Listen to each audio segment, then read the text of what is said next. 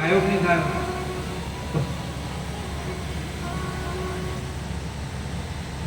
एक बार हुआ, दो बार हुआ, भाई कोई गलती रह गई हो तो फिर दूसरी बनाओ, फिर दूसरी बार, तीसरी बार बनाए। आखिर में वो बालक परेशान। जिम होगा कि नहीं जिम? जिमते हो कि नहीं जिमते? ये तो अभी तुम्हारे सामने। तब भगवान मुक्ति से वो प्रकट हो और उन्होंने आधा खाया उसके बाद का बस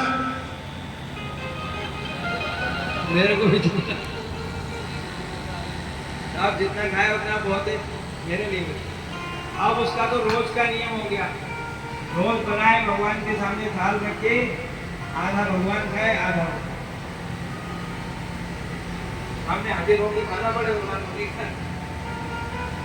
जब माँ बाप आए कुछ दिनों के बाद बेटा भगवान को अच्छे तरह से खिलाया कि हाँ बिल्कुल, उनके खाने के बाद ही मैं खाता हूँ। देखा माँ बाप को एक से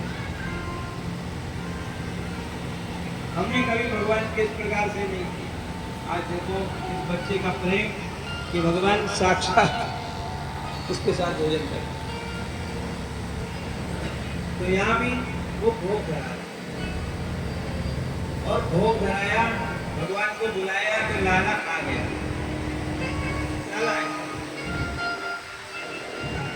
वो तो आंख बंद करके बैठे और बुला रहे, आओ भोग लगाओ मेरे मोहन, आज भोग लगाना। तो भोग लगाया और लाला दौड़ करके आ गए, घुटने के बल पे चलते चलते आए और वो खीर ठंडी हो रही थी थाली में। कटोरे में खीर नहीं रखे, पहले थाली में ही खीर रखी जाती है, थाली में खीर करो ऐसे। वो जमाना ही अलग। फिर इतना बड़ा कटोरा होता था, उसके बाद अब छोटी से छोटी, अब चमचे चमचे खाने। तो भैया वो लाले ने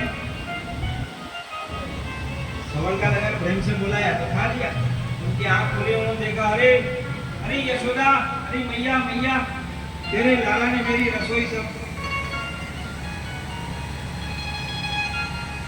महाराज ये तो बच्चा है, ऐसा है मैं तो नहीं, सब अशुद्ध हो।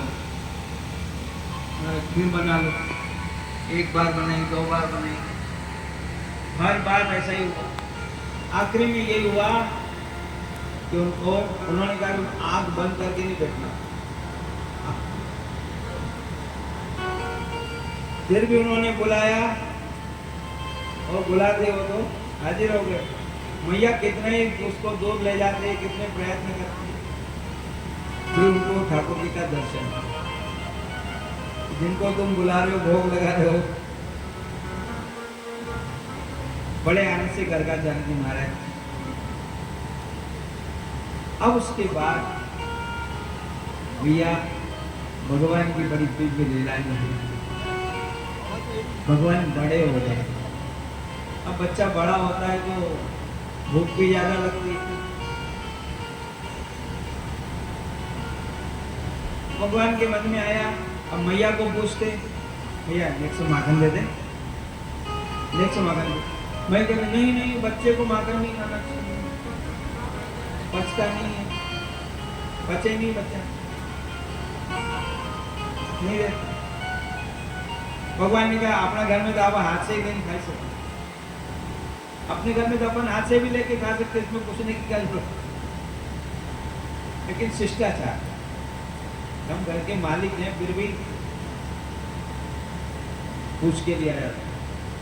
भले घर में हमारी प्रधानता है फिर भी बड़ों को पूछा जाता है, माँ को पूछा जाता है, तो पूछा जाता है। पत्नी होती पत्नी को भी कहा जाता है भाई। तो लाले ने ऐसा विचार किया अपने हाथ से ले लें। जब मैया कहीं इधर उधर होती थी तो लाला उस माखन रखे हुए कक्ष में पहुंचते, वहां जाके एक दो बार बहुत अच्छा है, इतना स्वादिष्ट माखन है, फिर और अच्छा, वो नंद भवन की ऐसी विशेषता है कि उसमें सब मणियां जड़ी हुई, मणियों के खम्भे, तो उसमें वो प्रतिबिंब दिखता है। जैसे कांच के सामने खड़े हो तो कैसा अपना प्रतिबिंब दिखता है, वैसे ही भगवान को उसमें अपना वो स्वरूप दिखाई देता है। तो वो कहते हैं मेरे से पहले भी यहाँ पे कोई है, मारो पहले। तो उसको इशारा करके कहते हैं देख मैया को मत कहना, मैं तेरे को भी माखन दूंगा। कैसा बोला पर। फिर कभी एक दिन मौका लगा, लाला माखन खाने लगे, मैया आ गई। अरे लाला लाला, ढूंढते ढूंढते आ गया, कहाँ गया कहाँ गया। लाला ने कहा अरे मैया, अपने घर में एक चोर आ गया और वो माखन खा रहा था, कहाँ है बता। वहां लेके और वहां ले देख वो सामने खड़ा। मैया को बड़ी जोर की हंसी आ गई, मेरा बालक बालक कितना भोला है, अपने प्रतिबिंब को भी देख करके कहता है। फिर उसके बाद मौका तो अच्छा लगने लगा, तो लाले ने एक दिन माखन खाने के लिए कुछ खा लिया, कुछ वापस। इतने में मैया आ गई। अरे लाला लाला जी क्या कर रहे हैं। अरे मैया, ये माखन की मटकी में चेटी है ये, तो दिखे ना, तेरे को तो दिखेगी कितनी बारीक बारीक चीटी। वो तो उठा के इसको चूल्हे में ये बनाना लगी। तो मैंने कहा मैं निकाल दूं। ओहो, मैं सवेरे वो गोपी को कहा था कि इसके नीचे आजकल चींटियां बहुत हो रही है, तो पानी भर के रख देना। काम नहीं करता, सुने कोई। फिर एक दिन वो तो जब मौका ढूंढते रहते, अब बच्चा तो आप नहीं दोगे तो अपने हाथ से फिर करने लगे, चोरी करके खाना पड़ेगा।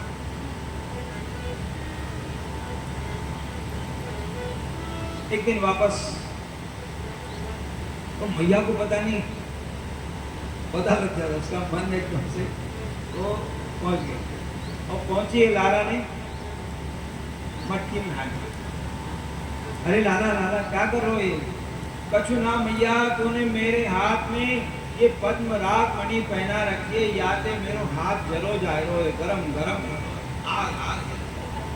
यादें मैंने सोची यार माखन की मटकी में हटा दूं, ठंडक हो जाएगी, शांति हो जाएगी। ओहो, मैया भी बेचारी इतनी बोली कि पद्मराग मणि ठंडी होती है कि गर्म होती है। ओ तेरे को तकलीफ होती है भैया। अच्छा फिर ये नहीं तो यूँ छोड़ दे, हाथ में बिल्कुल साफ, यूँ चाटते हो वो भी नहीं। आज इस मटकी को निकाल दो। अब भगवान ने देखा भैया घर में तो दाल गलती नहीं, अपन अपने हाथ से लेके नहीं खा सकते। तो घर में काम करने वाली जो गोपियां थी, एक गोपी को उन्होंने क्यों माखन खिलाएगी, देखा इधर आज खिलाऊंगी तो सही, लेकिन मेरी गोद में बैठ के खाना पड़ेगा। अब जिधर बेटा मेरे को तो माखन खाने से। कुछ दिनों तक वो बात चल गई। एक दिन मैया को मालूम पड़ गई कि गोपी रोज दोस्त ने डांट दिया, देख तू ऐसे मेरे को बिना पूछे माखन खिलाएगी तो तेरे को काम से।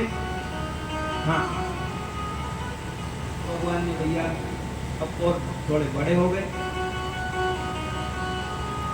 तो बाहर निकलने की कोशिश करने।